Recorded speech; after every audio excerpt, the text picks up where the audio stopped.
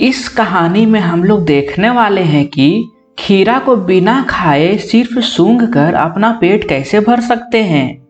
क्योंकि एक आदमी ने खीरा को सिर्फ सूंघ कर फेंक दिया और बोलता है कि उसका पेट भर गया।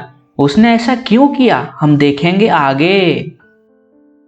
इनसे मिलिए, इनका नाम यशपाल है और इस चैप्टर के लेखक यही है। हाय, कैसे हो? मुझे घर से थोड़ी दूर ट्रेन से कहीं जाना है, लेकिन मैं भीड़ से बचना चाहता हूँ। आराम से बैठकर अकेले जाना चाहता हूँ, क्योंकि मुझे एक नई कहानी के बारे में सोचना है। क्योंकि मैं एक राइटर हूँ ना, और ट्रेन की खिड़की से बाहर देखकर अपना सफर करना चाहता हूँ यार। इसलिए इन्होंने ज्यादा पैसा देकर सेकेंड क्लास का महंगा टिकट खरीदे हैं। जब मैं स्टेशन पहुंचा तो ट्रेन चलने ही वाली है, तो इन्होंने हड़बड़ी में सेकेंड क्लास के एक छोटे डिब्बे को खाली समझकर उसमें चढ़ गए। मजा आएगा अकेले सफर करने में।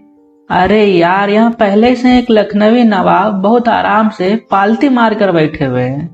लखनवी नवाब मतलब लखनऊ शहर के कोई अमीर आदमी होगा, इसलिए लखनवी नवाब कह रहे हैं लेखक साहब। इस नवाब के सामने दो ताजे खीरे एक तौलिया के ऊपर रखे हुए हैं। मुझे देखकर नवाब साहब बिल्कुल भी खुश नहीं हुए। मुझे लगता है कि उन्हें भी अकेला सफर करना होगा, लेकिन मैं आ गया इसलिए वे खुश नहीं हैं। लेखक यशपाल जी नवाब साहब के सामने वाली सीट पर बैठे।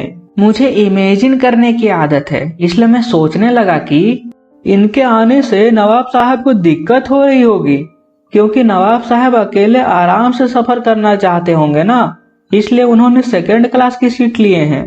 लेकिन मैं जल्दबाजी में इनका डब्बा में घुस गया ना, इनको दिक्कत हो रही होगी।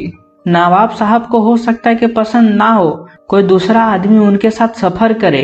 वे अकेले सफर करना चाहते होंगे, इसलिए वे अपने सामने दो खीरे रखे हुए थे कि उनको अकेले में खा सके। नवाब साहब लेखक की तरफ ना देखकर लगातार खिड़की के बाहर देखते जा रहे हैं।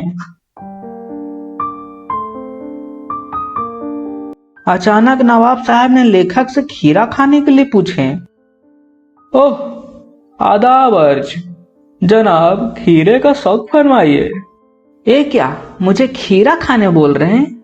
मैं बोल देता हूँ कि मुझे नहीं खाना है। नवाब साहब शुक्रिया, किबला शौक फरमाइए। फिर नवाब साहब ने खिड़की से बाहर देखने लगे।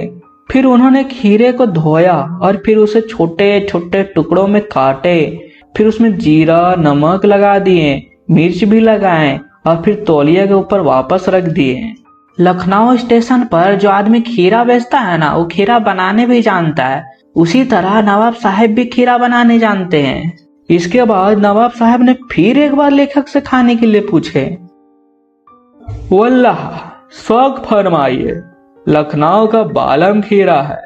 अरे यार, नमक छिड़क जाने के बाद खीरा कितना टेस्टी लग रहा है, लेकिन मैं तो पहले ही मना कर चुका हूँ ना, अब फिर ना ही बोलना होगा मुझे। चलो बोल देता हूँ।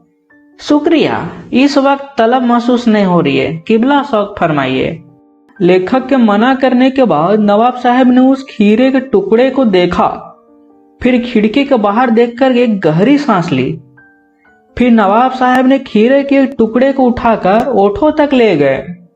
उस खीरा को सूंघा। उसके बाद नवाब साहब खीरे के उस टुकड़े को खिड़की से बाहर फेंक दिए। ये क्या कर रहे हैं नवाब साहब? इसी तरह नवाब साहब खीरे के हर टुकड़े को ओठों के पास ले जाते, फिर उसको सूंघते और उसके बाद खिड़की से बाहर फेंक देते। ओह, खीरा बर्बाद हो गया यार। खीरे के सारे टुकड़ों को बाहर फेंकने के बाद उन्होंने आराम से तौलियों से हाथ और ओठों को पोंछा। फिर उन्होंने बड़ी गर्व से लेखक की तरफ देखा, जैसे लेखक को कहना चाहते हो, यही है खानदानी रईसों का तरीका। ये क्या था, सिर्फ खीरे को सूंघ कर ही पेट भरा जा सकता है? Oh my God. फिर नवाब साहब ने डकार ली। खीरा लजीज होता है, पर पेट पर बोझ डाल देता है।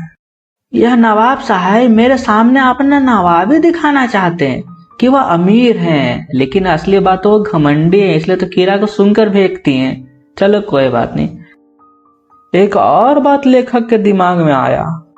अरे यार, सिर्फ खीरे की सुगंध से ही पेट भरा जा सकता है, तो मैं बिना किसी विचार, घटना, पात्रों के नई कहानी क्यों नहीं लिख सकता हूँ। तो बच्चों, अब चैप्टर यहीं पर खत्म हो गया। अब इम्पोर्टेंट एमसीक्यू को देखते हैं। हाँ सर, बताइए। सबसे पहला प्रश्न, नवाब साहब ने खीरे की तैयारी के बाद उसका क्या किया? ऑप्शन ए, खा गए। ऑप्शन बी, खिड़की से बाहर फेंक दिए। ऑप्शन सी, नवाब साहब को दे दिए। ऑप्शन डी, इनमें से कोई नहीं। सर, इसका आंसर तो सबको पता है। उन्होंने खिड़की से बाहर फेंक दिए सारे खीरा को। बहुत सही जवाब। अब देखते हैं दूसरे प्रश्न को दोस्त। लेखक कनखियों से किसकी ओर देख रहे थे? मतलब कि जो लेखक साहब यशपाल जी थे ना, किसको देख रहे थे? ऑप्शन ए, खिड़की की तरफ। ऑप्शन बी, घर की तरफ। ऑप्शन सी, स्टेशन की तरफ। और ऑप्शन डी, नवाब साहब की तरफ। हाँ सर, वो लेखक जो है ना यशपाल जी, वो ना नवाब साहब की तरफ देख रहे थे, क्योंकि उन्हें बात करना चाह रहे थे। बहुत अच्छा। अब क्वेश्चन 3 को देखते हैं। खाली बैठे कल्पना करते रहने की पुरानी आदत किसकी थी? मतलब इमेजिन करने की, सोचने की किसकी आदत थी? ऑप्शन ए, नवाब साहब की। ऑप्शन बी, यात्री की। ऑप्शन सी, लेखक की। और ऑप्शन डी, कवि की। हाँ सर, ये तो हमको पता है। इमेजिन करने की आदत लेखक की है, आपने वीडियो में बताया है। अब चलते हैं अपने अगले प्रश्न पर दोस्त। अकेले सफर का वक्त काटने के लिए नवाब साहब ने क्या खरीदा था? ठीक है, क्या खरीदे थे नवाब साहब? मतलब उनके पास क्या था? ऑप्शन ए, अखबार था। ऑप्शन बी, पुस्तक था। ऑप्शन सी, खीरा था। या ऑप्शन डी, पत्रिका था। हाँ सर, नवाब साहब अकेला वक्त बिताने के लिए एक अपने साथ खीरा ले गए थे। सही जवाब। अब देखते हैं अगले प्रश्न को। लेखक ने नवाब साहब से खीरा ना खाने का क्या कारण बताया? मतलब लेखक जो है ना, उन्होंने तो मना कर दिया था ना खीरा खाने से, लेकिन क्यों मना किए थे बताइए तो। ऑप्शन ए, उन्हें खीरा पसंद नहीं है। ऑप्शन बी, उनका पेट भरा हुआ है। ऑप्शन सी, उनको खाने का इच्छा नहीं था उस समय। और ऑप्शन डी, इनमें से कोई नहीं। सर, हमको पता है, लेखक ने बताया था कि उन्हें खाने का इच्छा नहीं है। उन्होंने बोला था इस वक्त तलब महसूस नहीं हो रही है, मतलब उन्हें खाने की इच्छा नहीं है, सो बोले थे। बहुत सही जवाब। अब देखते हैं अगला प्रश्न को। नवाब साहब ने खीरों को खिड़की से बाहर क्यों फेंक दिया?